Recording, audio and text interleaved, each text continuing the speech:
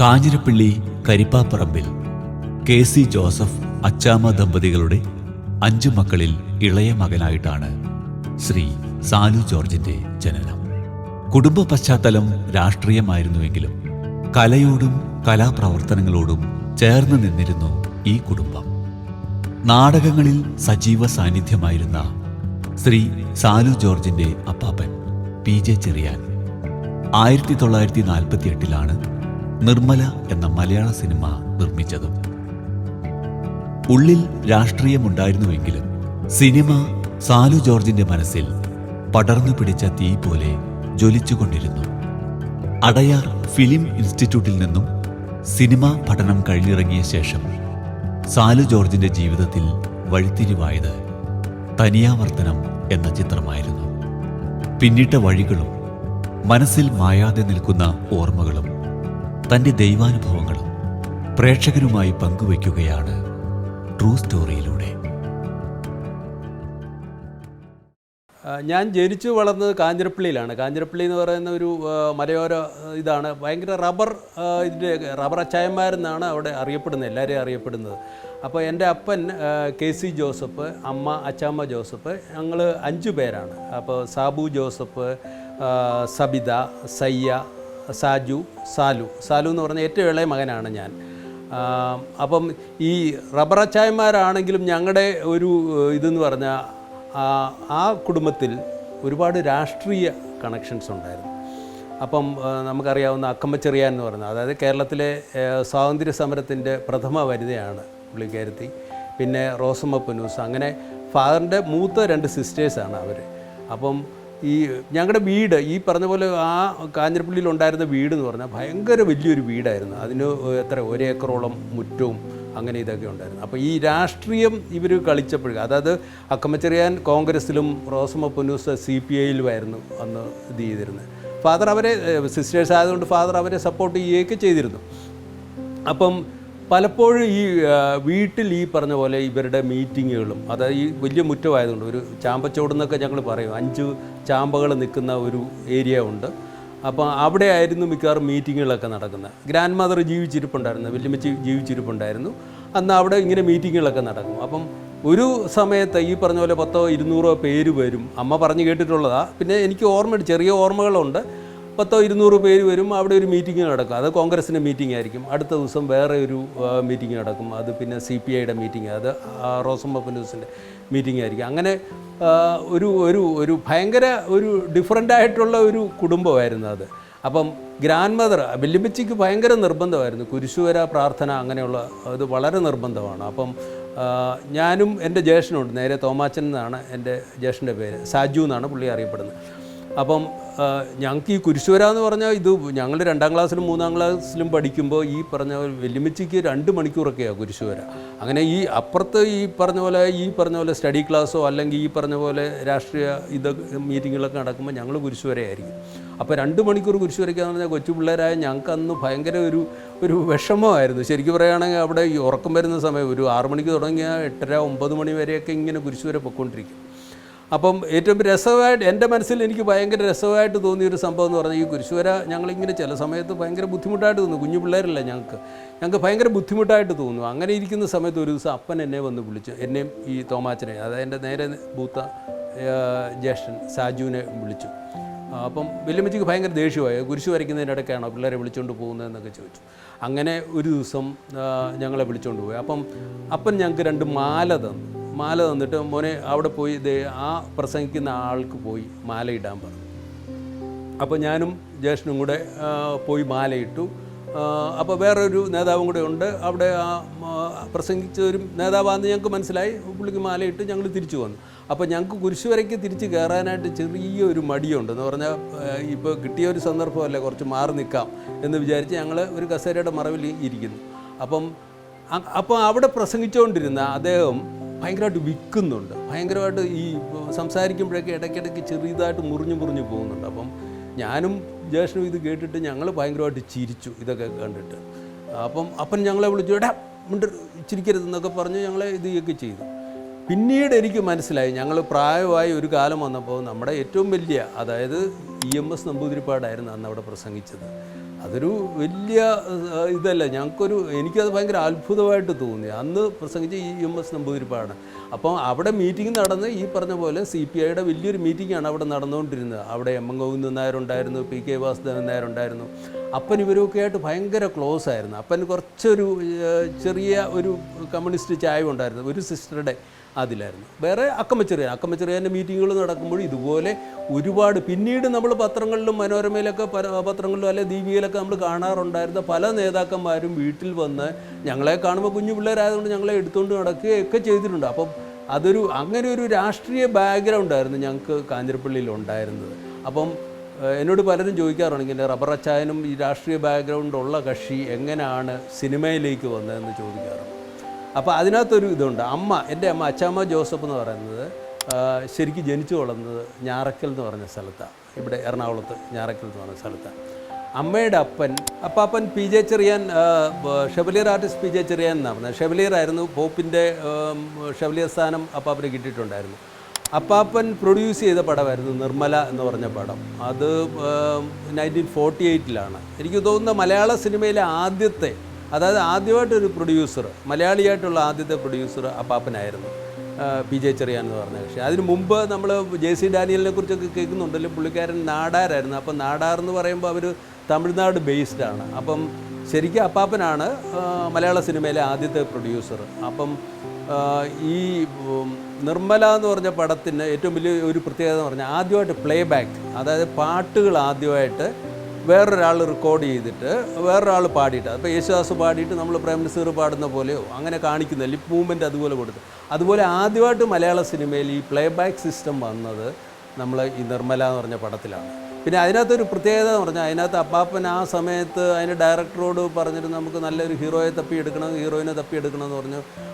ഡയറക്ടറിന് ആരെയും പിടിക്കാതെ വന്നു. അങ്ങനെ അവസാനം അപ്പാപ്പൻ്റെ മകൻ, അതായത് ജോസഫ് ചെറിയാൻ എന്ന് പറഞ്ഞ കക്ഷിയാണ് അതിനകത്ത് ഹീറോ ആയിട്ട് അഭിനയിച്ചത്. ഭയങ്കര സുന്ദരനായിരുന്നു, ഇതായിരുന്നു. പിന്നെ ഹീറോയിനെ തപ്പി നടന്നിട്ടും കാണാതെ വന്നു. ഒരിക്കൽ ഡയറക്ടറും അപ്പാപ്പനും കൂടെ ഇങ്ങനെ വീട്ടിൽ വന്ന് എന്തോ ചായ കൊടുക്കുന്ന സമയത്ത് ഈ ജോസഫ് ചെറിയാൻ്റെ വൈഫ് ബേബി ചെറിയാൻ ചായ കൊടുക്കാനായിട്ട് വന്നു. അപ്പോൾ ഡയറക്ടർ പറഞ്ഞു ഇതാണല്ലോ ഞങ്ങളുടെ ഹീറോയിൻ. അങ്ങനെയാണ് നിർമ്മല എന്ന് പറഞ്ഞ ക്യാരക്ടർ അതിനകത്ത് ചെയ്തിരിക്കുന്നത് ഈ ജോസഫ് ചെറിയാൻ്റെ വൈഫ്. അപ്പം ഹസ്ബൻഡും വൈഫുമാണ് ശരിക്കും പറയുകയാണ് അതിനകത്ത് ഹീറോയിനായിട്ട് വന്നിരിക്കുന്നത്. പിന്നെ എൻ്റെ അമ്മ അച്ചാമ്മ ജോസഫ് അതിനകത്ത് അഭിനയിച്ചിട്ടുണ്ട്. അതിനകത്ത് കുടുംബത്തിലെ ഒരുപാട് പേര് അഭിനയിച്ചിട്ടുണ്ട്. പിന്നെ ആദ്യമായിട്ട് 7-8 പാട്ടുകളുണ്ടായിരുന്നു ആ പടത്തിൽ. അങ്ങനെ പ്ലേ ബാക്ക്, അതൊക്കെ എല്ലാം പ്ലേ ബാക്ക് സിസ്റ്റത്തിൽ കൂടെ വന്നത്. അപ്പോൾ ഈ അടുത്ത കാലത്ത്, അതായത് 1948 ഇറങ്ങിയതാണ് ഈ പടം. ഈ അടുത്ത കാലത്ത് 75 വർഷമായിരുന്നു ഞങ്ങൾ ചാവറ കൾച്ചർ സെൻറ്ററിൽ വെച്ച് ആ നിർമ്മലയുടെ ഒരു ആഘോഷം നടത്തിയിരുന്നു. അതിന് നമ്മുടെ മിനിസ്റ്റർ വാസവനൊക്കെ അദ്ദേഹമാണ് വന്നത് ഉദ്ഘാടനം ചെയ്യുകയും അതിനെക്കുറിച്ച് ഒരുപാട് പറയുകയും ചെയ്തു. പുള്ളിക്കാരൻ അതിനെക്കുറിച്ച് നല്ല അറിവായിരുന്നു, അദ്ദേഹം ഒരുപാട് പറയും. പിന്നെ ഒരുപാട് സിനിമയിലെ ഒരുപാട് പേര് അതിനകത്ത് പാർട്ടിസിപ്പേറ്റ് ചെയ്യുകയൊക്കെ ചെയ്തു.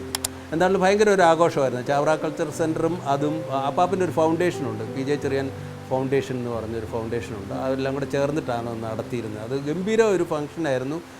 ഒരുപാട് സിനിമാക്കാരും ഒരുപാട് ഈ പറഞ്ഞ രാഷ്ട്രീയക്കാരും അതിനകത്ത് പാർട്ടിസിപ്പേറ്റ് ചെയ്തിരുന്നു. അത് ഈ കഴിഞ്ഞ കൊല്ലമായിരുന്നു അത് നടന്നത്.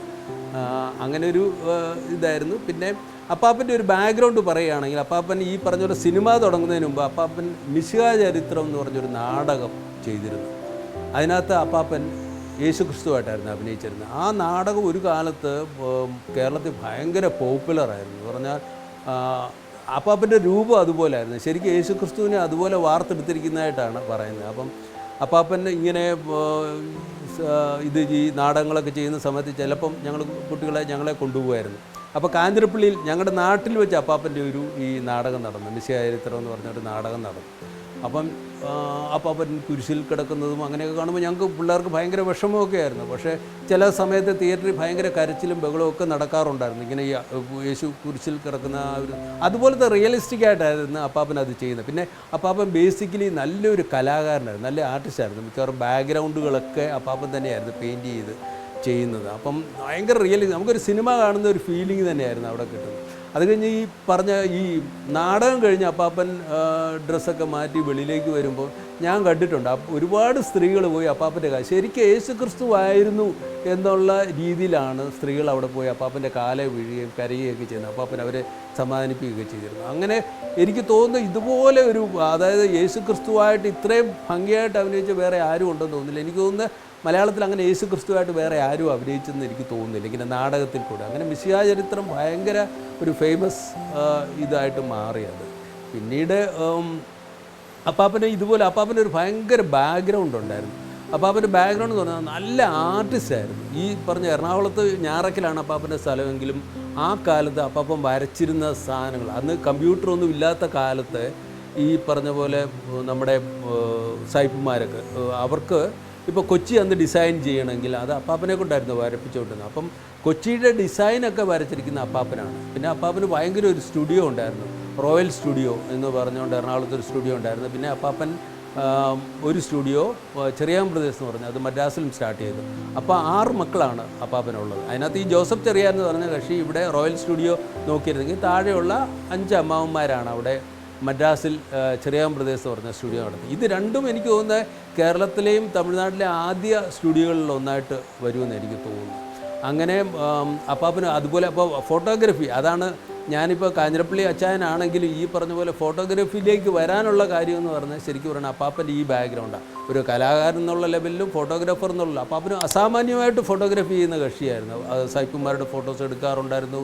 ഈ പറഞ്ഞ പോലെ ഇവിടുത്തെ വലിയ ബിഷപ്പുമാരുടെ അവിടെയൊക്കെ എല്ലാം ഫോട്ടോസ് എടുക്കുന്നതും പെയിൻറ്റ് ചെയ്യുന്നതും ഒക്കെ അപ്പാപ്പനായിരുന്നു. അങ്ങനെ അപ്പാപ്പൻ ഇങ്ങനെ ഒരു ബാക്ക്ഗ്രൗണ്ട് ഉള്ളതുകൊണ്ടാണ് അപ്പാപ്പന് ഭയങ്കര ഇഷ്ടമായിരുന്നു. സാറിന് സിനിമയിലേക്ക് ഒരു കൊച്ചുമോൻ പോകുന്നു എന്നൊക്കെ പറഞ്ഞു കഴിഞ്ഞാൽ എല്ലാവർക്കും അത്ര ഇഷ്ടമല്ലായിരുന്നു. പക്ഷേ അപ്പാപ്പൻ അത് ഭയങ്കരമായിട്ട് ആഗ്രഹിച്ചിരുന്നത്. എന്നെപ്പോലെ തന്നെ എൻ്റെ ഒരു ജ്യേഷ്ഠനുണ്ട്, വേറൊരു ജൂനിയർ പി ജെ ചെറിയാൻ എന്ന് പറഞ്ഞ ഒരു ജ്യേഷ്ഠനുണ്ട്. ജ്യേഷ്ഠൻ ഇൻസ്റ്റിറ്റ്യൂട്ടിലാണ് പഠിച്ചത്. എന്നെയും ഇൻസ്റ്റിറ്റ്യൂട്ട് വിട്ട് പഠിപ്പിക്കാനായിട്ട് അപ്പാപ്പനാണ് ഏറ്റവും കൂടുതൽ ഇൻട്രസ്റ്റ് എടുത്തത്. അങ്ങനെ അടയാർ ഫിലിം ഇൻസ്റ്റിറ്റ്യൂട്ടിൽ എന്നെ വിട്ട് പഠിപ്പിച്ചു. ഞാൻ അവിടുന്ന് റാങ്ക് വാങ്ങിച്ചു. ജ്യേഷ്ഠനും അതുപോലെ തന്നെ അവിടുന്ന് റാങ്ക് വാങ്ങിച്ചു. പി ജെ ചെറിയാൻ എന്ന് പറഞ്ഞാൽ അദ്ദേഹവും അവിടുന്ന് റാങ്ക് വാങ്ങിച്ചു. അവിടെ ഈ അഡ്മിഷൻ കിട്ടണമെന്ന് പറഞ്ഞാൽ അവിടെ ഈ റോയൽ സ്റ്റുഡിയോയുടെ ബാക്ക്ഗ്രൗണ്ടോ അല്ലെങ്കിൽ ഈ പറഞ്ഞ നമ്മൾ ചെറിയാൻ പ്രദേശിൻ്റെ ഒരു ബാക്ക്ഗ്രൗണ്ട്, അവിടുത്തെ അമ്മാവന്മാരുടെ ഒരു റെക്കമെൻഡേഷൻ ഉണ്ടെങ്കിൽ അവിടെ തമിഴ്നാട് ഇൻസ്റ്റിറ്റ്യൂട്ടിൽ നമുക്ക് അഡ്മിഷൻ കിട്ടുക എന്ന് പറയുന്നത് ഒരു പ്രശ്നമല്ലായിരുന്നു. അതൊരു അപ്പാപ്പൻ അതെല്ലാം കോർഡിനേറ്റ് ചെയ്യുന്ന അപ്പാപ്പൻ തന്നെയായിരുന്നു. അപ്പാപ്പൻ അവിടെ കോർഡിനേറ്റ് ചെയ്ത് എനിക്ക് അവിടെ അഡ്മിഷൻ വാങ്ങിച്ചു തന്നു. നല്ല രീതിയിൽ അവിടുന്ന് പാസ്സായി. പിന്നെ ഞാൻ സിനിമയിലേക്ക് പയ്യെ ഇറങ്ങുമായിരുന്നു. ഈ ഞാൻ പറഞ്ഞ വേറൊരു കാര്യം കൂടെ ഞാൻ പറയാൻ വിട്ടുപോയി. നമ്മുടെ ജോസഫ് ചെറിയാൻ എന്ന് പറഞ്ഞ കക്ഷിയാണ് AKPA എന്ന് പറഞ്ഞുകൊണ്ട് ആ ഒരു ഫോട്ടോഗ്രാഫേഴ്സ് അസോസിയേഷൻ്റെ ഒരു ഇത് തുടങ്ങിയിരിക്കുന്നത്. അദ്ദേഹമാണ് അതിൻ്റെ സ്ഥാപക പ്രസിഡൻറ്റ്. ഇപ്പം AKPA എന്ന് പറഞ്ഞാൽ എനിക്ക് തോന്നുന്നു ഒരുപാട് 10, 2000, 3000 പേര് ഇപ്പോൾ അതിനകത്ത് മെമ്പേഴ്സായിട്ടുണ്ട്. അപ്പോൾ AKPA തുടങ്ങിയിരിക്കുന്നത് ജോസഫ് ചെറിയാനാണ്. ഈ അടുത്ത സമയത്ത് അവരുടെ അഡ്ലക്സ് വെച്ച് ഭയങ്കര ഒരു എക്സിബിഷനും ഒക്കെ നടത്തുകയൊക്കെ ചെയ്തിരുന്നു. അപ്പോൾ അതിൻ്റെ സ്ഥാപക ശരിക്കും പറയുകയാണ് ജോസഫ് ചെറിയാൻ എന്ന് പറഞ്ഞാൽ, ഞാൻ പറഞ്ഞില്ലേ നിർമ്മലയിൽ അഭിനയിച്ച അദ്ദേഹമാണ് അത് തുടങ്ങി വെച്ചത്. അപ്പം ഈ സ്റ്റുഡിയോകൾ, ഈ ചെറിയാൻ പ്രദേശും ഈ റോയൽ സ്റ്റുഡിയോയും ഒരു കാലത്ത് കേരളത്തിലെയും തമിഴ്നാട്ടിലെയും നമ്പർ 1 സ്റ്റുഡിയോകളായിരുന്നു.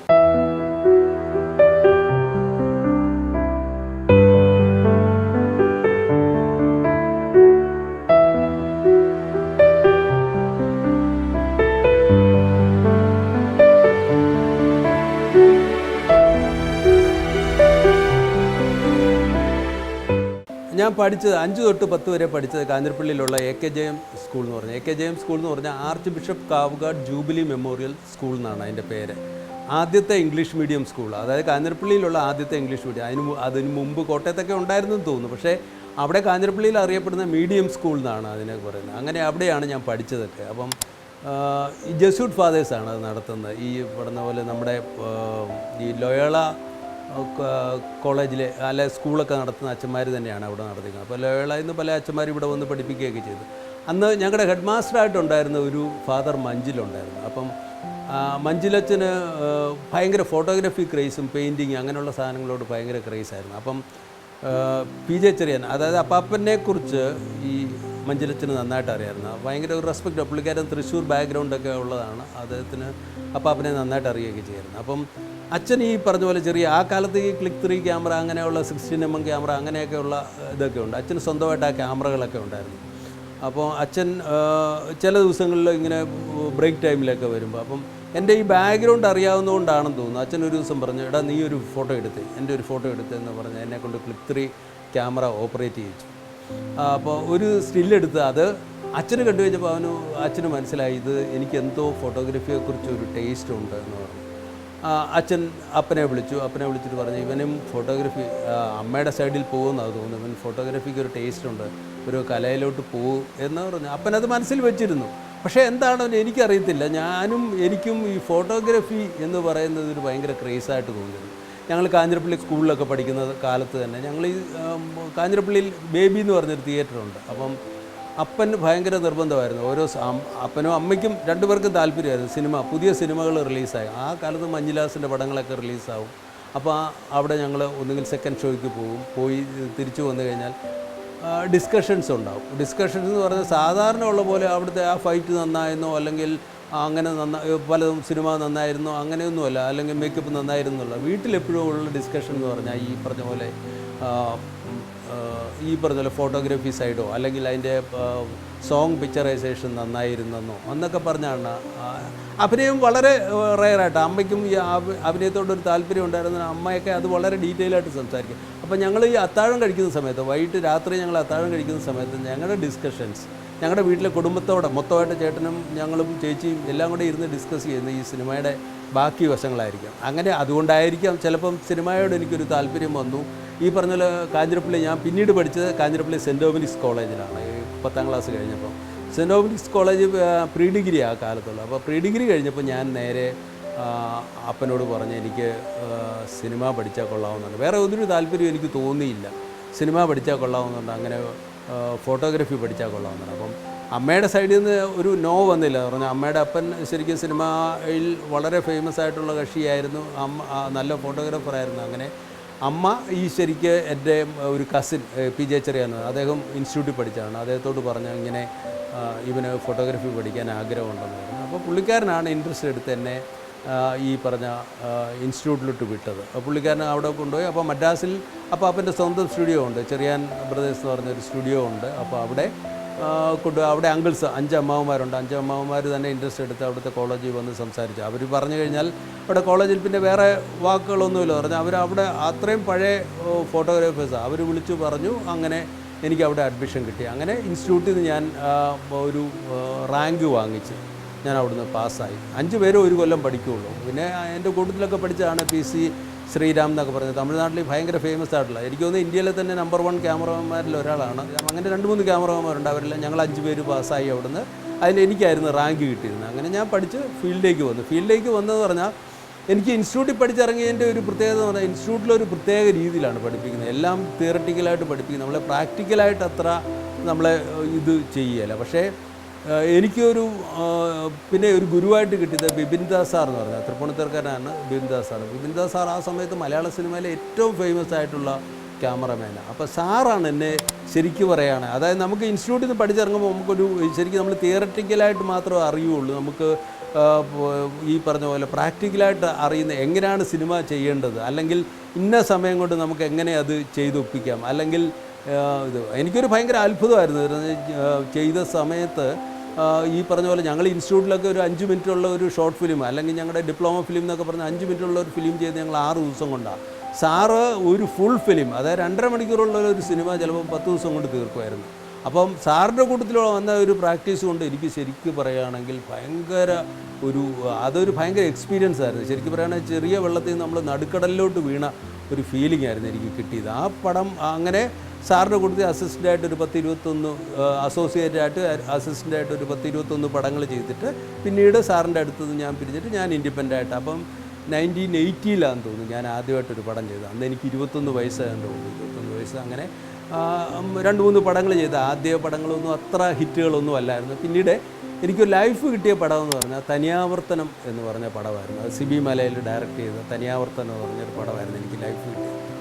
അപ്പോൾ അത് വളരെ അന്ന് എനിക്ക് തോന്നുന്നത് അങ്ങനെ എനിക്ക് ആ ഇൻസ്റ്റിറ്റ്യൂട്ടിൽ നിന്ന് കിട്ടിയ അറിവ് കൊണ്ടാണോ എന്താണെന്ന് അറിയത്തില്ല, എനിക്കത് ഭയങ്കര ഡിഫറൻ്റായിട്ട് ആ പടത്തിന് എന്ത് മൂഡ് വേണോ അത് ഞാൻ കറക്റ്റായിട്ട് ചെയ്തിരുന്നു എന്നുള്ള എൻ്റെ ഓർമ്മ. അത് കമലഹാസന്, സുഹാസിനി, മണിരത്നം അങ്ങനെയുള്ളവരൊക്കെ കണ്ടിട്ട് ആ ഫോട്ടോഗ്രാഫിയെക്കുറിച്ച് അവർ ഭയങ്കര അഭിപ്രായം പറഞ്ഞു. ആ പടം എനിക്ക് എൻ്റെ ലൈഫ് മാറ്റിമറിച്ചു. പിന്നെ ഒരുപാട് പടങ്ങൾ ഈ പറഞ്ഞ പോലെ പാദമുദ്ര, മുദ്ര, ചാമ്പക്കുളം തച്ചൻ, അങ്ങനെ പിന്നെ ഒരുപാട് കൊമേഴ്ഷ്യൽ പടം, സിബിയുടെയും കമലിൻ്റെയും ഒക്കെ ഒരുപാട് പടങ്ങൾ എനിക്ക് ചെയ്യാൻ പറ്റി. കമലിൻ്റെ കൂട്ടത്തിൽ 10 പടത്തോളം ചെയ്തു, സിബിയുടെ കൂട്ടത്തിൽ അതുപോലെ 10 പടത്തോളം ചെയ്തു. പിന്നെ മലയാള സിനിമയിലെ ഒരുമാതിരിപ്പെട്ട എല്ലാ ഡയറക്ടേഴ്സിൻ്റെ കൂട്ടത്തിൽ എനിക്ക് വർക്ക് ചെയ്യാൻ പറ്റി. ഏകദേശം 110 പടത്തോളം ഞാൻ ഫോട്ടോഗ്രാഫി ചെയ്തിട്ടുണ്ട്. 110 പടങ്ങൾ എന്ന് പറഞ്ഞാൽ എത്രയോ 10-20 വർഷം കൊണ്ടാണ് ഞാൻ 110 പടങ്ങളോളം ഫോട്ടോഗ്രാഫി ചെയ്തത്. ആ കാലത്തൊക്കെ എന്ന് പറഞ്ഞാൽ ഇപ്പോൾ തനിയാവർത്തനം എന്ന് പറഞ്ഞ പടമൊക്കെ നമ്മൾ ചെയ്യുന്ന പറഞ്ഞാൽ 10-15 ദിവസമോ അല്ലെങ്കിൽ 18 ദിവസം കൊണ്ടായിരിക്കും ഷൂട്ട് ചെയ്യുന്നത്. പിന്നെ ഈ കാലത്ത് എനിക്ക് തോന്നുന്നു 10-100 ദിവസങ്ങളൊക്കെ എടുക്കാറുണ്ടെന്ന് തോന്നുന്നു ആൾക്കാർ ഷൂട്ട് ചെയ്യുമ്പോൾ.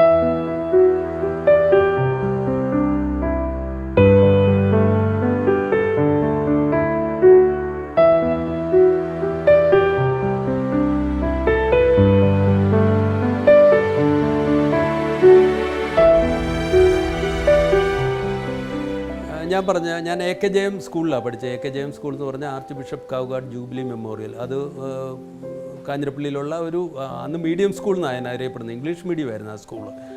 ലയോള അത് ജെസ്യൂട്ട് ഫാദേഴ്സ് നടത്തുന്ന ഒരു സ്കൂളായിരുന്നു അത്. പിന്നെ അവിടെ ഈ പറഞ്ഞ പോലെ വേറൊരു ഇതും കൂടെ പറയാനുണ്ട്. ആ ജെസ്യൂട്ട് അച്ഛന്മാർ താമസിച്ചിരുന്നത് ശരിക്കും പറഞ്ഞാൽ ഞങ്ങളുടെ ഏറ്റവും പഴയ തറവാട്ടിലായിരുന്നു. ജെസ്യൂട്ട് ഹൗസ് എന്ന് പറയുന്നത് ശരിക്കും പറയുകയാണെങ്കിൽ ഞങ്ങളുടെ കരിപ്പാപ്പുറമ്പ് കുടുംബത്തിൻ്റെ ഏറ്റവും പഴയ കെട്ടിടമായിരുന്നു അവിടെ ഉണ്ടായിരുന്നത്. അവിടെയായിരുന്നു അച്ഛന്മാർ താമസിച്ചിരുന്നത്. അപ്പോൾ അവിടെ ഈ മഞ്ചിലച്ഛൻ, ഞങ്ങളുടെ പ്രിൻസിപ്പളായിട്ടുള്ള മഞ്ചിലച്ഛൻ ഉണ്ടായിരുന്നു. മഞ്ചിലച്ഛൻ തൃശ്ശൂർക്കാരനാണ്. അപ്പാപ്പനെ, അതായത് ഷെവലിയർ ആർട്ടിസ്റ്റ് PJ ചെറിയാനെയൊക്കെ നന്നായിട്ട് അറിയാവുന്ന. അപ്പം നമ്മുടെ ആ പറഞ്ഞ പോലെ ഒരു ഫോട്ടോഗ്രാഫി ബാക്ക്ഗ്രൗണ്ടും അങ്ങനെയൊക്കെ അച്ഛന് നന്നായിട്ട് അറിയാം. അപ്പം അച്ഛന് ഈ പറഞ്ഞ പോലെ 16mm ക്യാമറ, പിന്നെ ഈ പറഞ്ഞ പോലെ 8mm ക്യാമറ, അങ്ങനെ അച്ഛന് അതിനോടൊരു ഭയങ്കര താല്പര്യമായിരുന്നു. പിന്നെ ക്ലിക്ക് 3 ക്യാമറകളൊക്കെ ഉണ്ട്. അച്ഛന് ഒരു ദിവസം എന്നെ ജെസ്യൂട്ട് ഹൗസിലോട്ട് കൊണ്ടുപോയി. എന്നിട്ട് അവിടെ നല്ല പൂക്കളുമൊക്കെ ഉണ്ട്. അപ്പം അച്ഛൻ എന്നോടൊരു ഫോട്ടോ എടുക്കാൻ പറഞ്ഞു. അച്ഛനെ തന്നെ ഞാൻ എടുത്തത്. അപ്പോൾ കുറച്ച് പൂക്കളൊക്കെ ബാക്ക്ഗ്രൗണ്ട് വെച്ചിട്ട് ഞാൻ അത് ക്ലിക്ക് 3 ക്യാമറയിലാണ്. അന്ന് അത് അച്ഛന് ആ ഫോട്ടോ കണ്ടിട്ട് അച്ഛൻ ഭയങ്കര ഇമ്പ്രസ്ഡ് ആയിപ്പോയി. ക്ലിക്ക് 3 ക്യാമറയിൽ എത്രമാത്രം ഭംഗിയായെന്ന് എനിക്കറിയത്തില്ല, പക്ഷേ അച്ഛൻ ഭയങ്കര ഇമ്പ്രസ്ഡ് ആയിരുന്നു അത്. അപ്പം അപ്പനെ വിളിച്ചിട്ട് അച്ഛൻ വീട്ടിലൊക്കെ വരാറുണ്ടായിരുന്നു. അപ്പോൾ വീട്ടിൽ വന്നിട്ട് ഒരു ദിവസം പറഞ്ഞു, അപ്പനോട് പറഞ്ഞു, അപ്പൻ്റെ പേര് ജോസഫ് കുഞ്ഞെന്നാണ്. ജോസഫ് കുഞ്ഞ്, ഇവനെ സിനിമ പഠിപ്പിക്കുകയാണ് നല്ലത് എന്ന് പറഞ്ഞാൽ ഇവന് ഫോട്ടോഗ്രാഫിയെക്കുറിച്ച് നല്ല വിവരമുണ്ട്, നല്ല അവന് ടേസ്റ്റുണ്ട്, അപ്പോൾ അതിൽ പോവുകയാണ് നല്ലത് എന്ന് പറഞ്ഞു. അപ്പം ശരിക്കും പറയുകയാണെങ്കിൽ എനിക്കും ഈ പറഞ്ഞ പോലെ എങ്ങനെ ബ്ലഡിൽ അങ്ങനെ ഉണ്ടായിരുന്നുകൊണ്ട്, ആ ജീൻസിൽ ഉണ്ടായിരുന്നുകൊണ്ടായിരുന്നു എനിക്ക് ഫോട്ടോഗ്രാഫി ഭയങ്കര ഇഷ്ടമായിരുന്നു, പെയിൻറ്റിങ് ഭയങ്കര ഇഷ്ടമായിരുന്നു. പിന്നെ ഞങ്ങൾ സിനിമ റെഗുലറായിട്ട് കാണാൻ പോകുമായിരുന്നു. അത് വീട്ടിൽ ഒരു പ്രശ്നമില്ലായിരുന്നു. അപ്പൻ, അമ്മ, ഞങ്ങൾ ബ്രദേഴ്സ് എല്ലാവരും കൂടെ ഞങ്ങൾ ഒന്നിച്ച് കാഞ്ഞിരപ്പള്ളി ബേബി എന്ന് പറഞ്ഞ ഒറ്റ തിയേറ്ററേ ഉള്ളൂ. അവിടെ വരുന്ന പുതിയ അന്ന് റിലീസാകുന്ന മഞ്ജുലാസിൻ്റെ പടങ്ങളൊക്കെ ഉണ്ട്, സത്യൻ്റെ പടങ്ങളൊക്കെ ഉണ്ട്, അതൊക്കെ കാണാൻ പോകും. വീട്ടിൽ നല്ല ഡിസ്കഷനും ഉണ്ടായിരുന്നു അതിനെക്കുറിച്ച്. അപ്പം നല്ല ഡിസ്കഷൻ എന്ന് ഞാൻ ഉദ്ദേശിക്കുന്നത് പറഞ്ഞാൽ വെറുതെ അതിനകത്ത് അഭിനയിച്ചതോ അല്ല അതിൻ്റെ ഒരു വേറെ ഹരങ്ങളൊന്നും അല്ല നമ്മളെ ഇൻഫ്ലുവൻസ് ചെയ്തിട്ടുണ്ട്. അമ്മയുടെ സൈഡിൽ അമ്മയ്ക്ക് അതിനകത്ത് ആക്ടിങ് ഒക്കെ ഇഷ്ടമാണെങ്കിലും അപ്പന് ബേസിക്കലി ഒരു പെയിൻറ്റിങ് അങ്ങനത്തെ ഉള്ള ഒരു സെൻസൊക്കെ ഉണ്ടായിരുന്നുകൊണ്ട് അപ്പൻ അത് ആ സൈഡ് ഫോട്ടോഗ്രാഫി സൈഡ് നല്ല രസമായിട്ട് പാട്ടുകൾ നന്നായിട്ട് എടുത്തിട്ടുണ്ട് എന്നൊക്കെ പറഞ്ഞു. അങ്ങനെ വീട്ടിലെപ്പോഴും ഞങ്ങൾക്കൊരു ഭയങ്കര പോസിറ്റീവായിട്ടുള്ള ഈ സിനിമയെക്കുറിച്ചുള്ള ഒരു ഡിസ്കഷൻ ഉണ്ടാകാൻ. അതുകൊണ്ടായിരിക്കും ഒരു പരിധി വരെ എന്നെയും ഈ പറഞ്ഞ പോലെ സിനിമ ഭയങ്കരമായിട്ട് ഇൻഫ്ലുവൻസ് ചെയ്തത്. പക്ഷേ ഇതൊക്കെ ആണെങ്കിൽ ഈ പറഞ്ഞ പോലെ കോളേജിലൊക്കെ പഠിക്കുന്ന കാലത്ത് എനിക്ക് ചെറിയൊരു രാഷ്ട്രീയ, അതും ഈ പറഞ്ഞ പോലെ ബ്ലഡിലുണ്ടായിരുന്നുകൊണ്ടാണെന്ന് തോന്നുന്നു, ചെറിയ ടെൻഡൻസി ഉണ്ടായിരുന്നു ഒരു രാഷ്ട്രീയത്തിലേക്കൊക്കെ പോകണമെന്ന്. അപ്പോൾ ഞാനും ജ്യേഷ്ഠനും ഉണ്ട്, ഞങ്ങൾ രണ്ടും ഒന്നിച്ചാണ് കോളേജിൽ പഠിക്കുന്നത്, ജൂനിയർ സീനിയറായിട്ട് പഠിച്ചുകൊണ്ടിരുന്നു. അപ്പോൾ ചില സമയങ്ങളിൽ അവിടെ വലിയ ഈ പറഞ്ഞ പോലെ അവിടെ ബഹളങ്ങളൊക്കെ നടക്കുന്ന സമയത്ത് ഒന്ന് കൂടെ ഇതിൻ്റെ കൂട്ടത്തിൽ ഒന്ന് ഇറങ്ങാനൊക്കെ ഒരു ചെറിയ താല്പര്യമൊക്കെ ഞങ്ങൾ കാണിക്കുമായിരുന്നു, ഞാനും ജ്യേഷ്ഠനും കാണിക്കുമായിരുന്നു. പക്ഷേ വീടും ഈ college Kanjirappally Saint Dominic's college എന്നാണ് ആ കോളേജിൻ്റെ പേര്.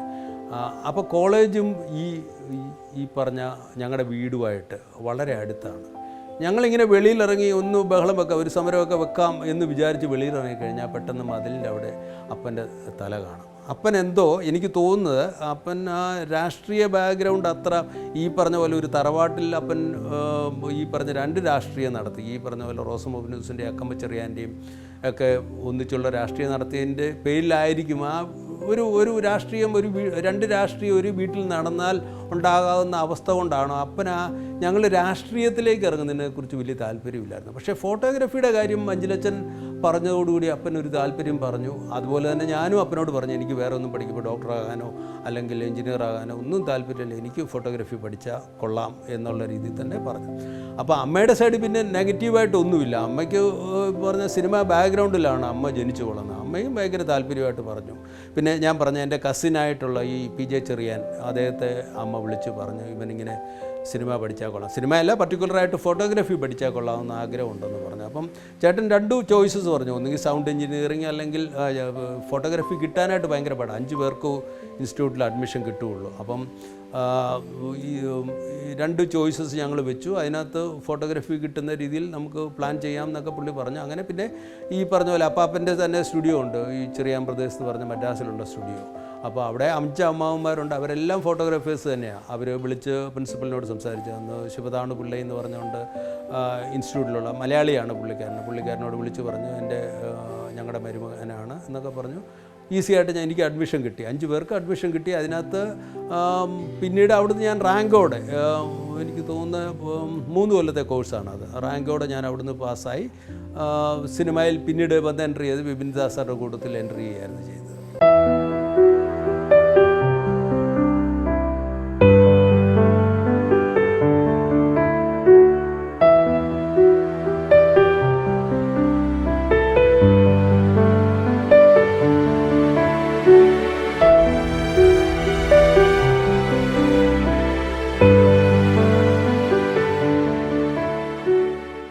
ഈ രാഷ്ട്രീയ ബാക്ക്ഗ്രൗണ്ടും ഈ പറഞ്ഞ പോലെ സിനിമാ ബാക്ക്ഗ്രൗണ്ടും ഉണ്ടായിരുന്നെങ്കിലും പ്രാർത്ഥനയിൽ യാതൊരു കുറവും ഞങ്ങൾ വരുത്തിയിരുന്നില്ല. എന്ന് പറഞ്ഞാൽ ഞാൻ വരുത്തിയിരുന്നില്ല. പ്രത്യേകിച്ച് അമ്മയും ഞാൻ പറഞ്ഞ വല്യമ്മച്ചിയൊക്കെ പ്രാർത്ഥനയിൽ ഭയങ്കര വിശ്വാസമായിരുന്നു. എല്ലാ ദിവസവും കറക്റ്റായിട്ട് 6 മണിയാകുമ്പോൾ ആ കുരിശുമണി അടിക്കുന്ന സമയം കഴിയുമ്പോഴേക്ക് ഞങ്ങൾ പ്രാർത്ഥന തുടങ്ങും. അത് അമ്മയ്ക്കും, അതായത് വല്യമ്മച്ചി മരിച്ച ശേഷം അമ്മയ്ക്കും ഭയങ്കര നിർബന്ധമായിരുന്നു അത് പ്രാർത്ഥന വേണം. അപ്പോൾ പഠിക്കാനൊക്കെ ഇങ്ങനെ ഇൻസ്റ്റിറ്റ്യൂട്ടിൽ വിടുന്നു. ആ സമയമൊക്കെ ആയപ്പോൾ അതിനുവേണ്ടി എനിക്ക് നല്ലതുണ്ടാകാൻ വേണ്ടിയിട്ട് അമ്മയുടെ പ്രാർത്ഥന, ആ കൂടെ ഞങ്ങളെല്ലാം കൂടെ പാർട്ടിസിപ്പേറ്റ് ചെയ്ത് അങ്ങനെ ഒരു പ്രാർത്ഥനയിൽ കൂടെയാണ് ശരിക്കും പറയുകയാണെങ്കിൽ. അല്ലാതെ എൻ്റെ കഴിവെന്നോ അല്ലെങ്കിൽ ദൈവം തന്നതല്ലാതെ ഒന്നുമില്ല എന്നുള്ള ആ പാട്ട് പോലെ തന്നെ എനിക്കും അങ്ങനെ പറയാനുള്ളൂ. ദൈവം കാണിച്ചു തന്നാണ് ആ വഴി. അങ്ങനെയാണ് ഞാൻ സിനിമയിലേക്ക് വന്നതും. അതിൽ എന്നെ സഹായിച്ച ശരിക്കും എൻ്റെ അമ്മ, അപ്പൻ, പിന്നെ ജ്യേഷ്ഠന്മാരെല്ലാം. അപ്പോൾ ജ്യേഷ്ഠനെക്കുറിച്ച് പറയാനുണ്ട്. ജ്യേഷ്ഠനും ശരിക്ക് ഒരു വലിയ കലാകാരനാണ്. മഞ്ചിലച്ചൻ തന്നെയാണ് ജ്യേഷ്ഠനെ ഇതുപോലെ കലാകാരനാണ്. പുള്ളി കോളേജ് ഓഫ് ആർട്സിൽ നിന്ന് പാസ്സായി. പുള്ളി വലിയ സ്കൾപ്റ്ററായിട്ട് മാറി. പുള്ളിയും റാങ്ക് ഹോൾഡറാണ്. ഇൻസ്റ്റിറ്റ്യൂട്ടിൽ പഠിച്ച് അവിടെ കോളേജ് ഓഫ് ആർട്സിൽ പഠിച്ചിട്ട് റാങ്ക് ഹോൾഡറാണ്. പുള്ളിക്കാരൻ അവിടെ ഈ അക്കമ്മ ചെറിയാൻ്റെ സ്റ്റാച്യു, കോട്ടയത്തുള്ള PT ചേക്കയുടെ സ്റ്റാച്യു ഒക്കെ ചെയ്തിരിക്കുന്ന ജ്യേഷ്ഠനാണ്. സാബു ജോസഫ് എന്നാണ് പുള്ളിയുടെ പേര്. അപ്പം ജ്യേഷ്ഠനുമൊക്കെ ഭയങ്കര, അതായത് ഒരു കലാ ബാക്ക്ഗ്രൗണ്ട് ആയിരുന്നുകൊണ്ടാണോ എന്താണെന്ന് അറിയത്തില്ല, ജ്യേഷ്ഠനും ഭയങ്കര താല്പര്യമായി ഞാൻ സിനിമയിലേക്ക് പോകുന്ന കാര്യങ്ങൾ. അതുപോലെ വേണ്ട ഉപദേശങ്ങളൊക്കെ ജ്യേഷ്ഠൻ എനിക്ക് പറഞ്ഞു തന്നു. മദ്രാസിലാണ് ഞങ്ങൾ രണ്ടും മദ്രാസിലാണ് പഠിച്ചതൊക്കെ. ഓരോരുത്തരുടെ ജീവിതത്തിലും ഈ പറഞ്ഞ പോലെ പ്രാർത്ഥന അനുഭവങ്ങൾ ഒരുപാട് ഉണ്ടാവും. ഈ പറഞ്ഞ പോലെ ഞാൻ എന്തെങ്കിലും സിനിമാക്കാരനായിട്ടുള്ള അല്ലെങ്കിൽ ഒരുപാട് സിനിമകളൊക്കെ ചെയ്യാനായിട്ട് എനിക്ക് അവസരം കിട്ടിയിട്ടുണ്ടെങ്കിൽ അത് എൻ്റെ പ്രാർത്ഥന മാത്രമായിരിക്കില്ല, എൻ്റെ വീട്ടുകാരുടെ പ്രാർത്ഥന, അമ്മയുടെയും ഈ പറഞ്ഞ പോലെ അപ്പൻ്റെയും സഹോദരന്മാരുടെയും സഹോദരിമാരുടെയൊക്കെ പ്രാർത്ഥനയായിരിക്കും. എനിക്ക് പിന്നെ ഞാൻ പറഞ്ഞ പോലെ എനിക്കും ഒരു സിനിമ ചെയ്യുന്നതിന് മുമ്പ് ഞാൻ ഒരുപാട് സമയം പ്രാർത്ഥിച്ചിട്ടായിരുന്നു സിനിമ ചെയ്യുന്നതൊക്കെ. എനിക്ക് ആ പ്രാർത്ഥനയെക്കുറിച്ച് ഒരുപാട് കാര്യങ്ങൾ ഷെയർ ചെയ്യാനുണ്ട്.